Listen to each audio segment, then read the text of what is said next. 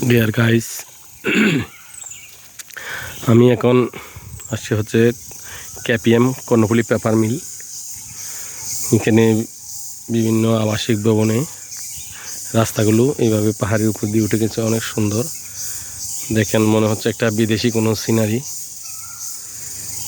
এখানে বসন্তের আগমনে সব গাছের পাতাগুলো, পুরানো পাতা সব ঝরে গিয়ে নতুন পাতা আসছে গাছে।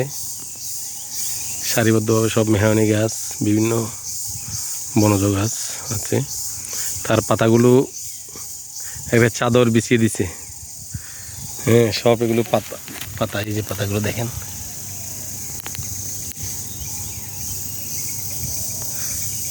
প্রকৃতি কত সুন্দর করে চাদর বিছিয়ে রাখছে। আপনাকে ধূসর বনের গালিচা সংবর্ধনা দিচ্ছি। অসম্ভব সুন্দর জায়গাগুলো। এক সময় শুনেছি এখানে 2 লক্ষ মানুষের বসবাস ছিল, যখন সব কর্ণফুলী পেপার মিলের সব কার্যক্রমগুলো চলছিল। কালের পরিক্রমায় বন্ধ হয়ে যাওয়ার কারণে এখান থেকে এখন লোকশূন্য বলা যায়।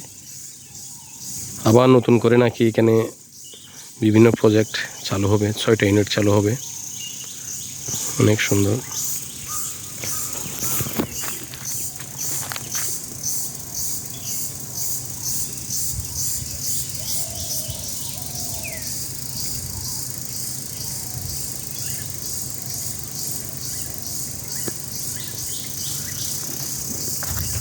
অনেক সুন্দর। এই যে সুরমা ভবন 1, 2 অনেক পুরানো ভবন। এগুলো এখন জরাজীর্ণ, মানুষ থাকে না বললেই চলে।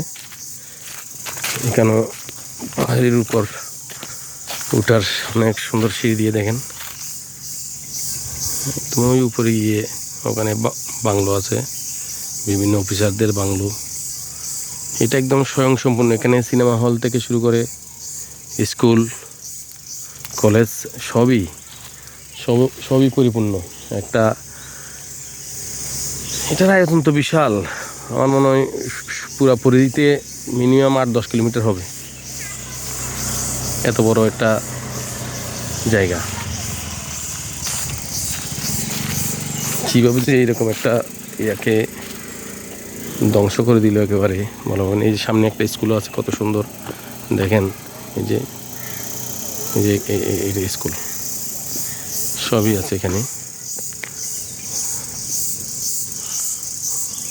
অনেক সুন্দর। রাস্তাগুলো অনেক সুন্দর। সামনে হয়তো আবার সুদিন আসতেছে, এটা আবার চালু হবে শুনতেছি। বিগত সরকারের সময় প্রায় 25,000 কোটি টাকার প্রজেক্ট নাকি এটা শুনতেছি চালু করতেছে। এখানে সিনেমা হল থেকে শুরু করে তারপর কর্মচারীদের জন্য হসপিটাল, সব ধরনের সুযোগ সুবিধা। খেলার মাঠ 2-3টা বড় বড় শুধু খেলার মাঠই আছে। আর বিভিন্ন গাছালি থেকে শুরু করে, একসময় এখানে বাঁশ থেকে পেপারগুলো বানানো হইতো, সেই হিসেবে বাঁশ গাছ, ফ্রুটসের গাছ। এই যে এই পাশে আছে কদম গাছ সারিবদ্ধভাবে। এদিকে শিশু গাছ, অনেক সুন্দর।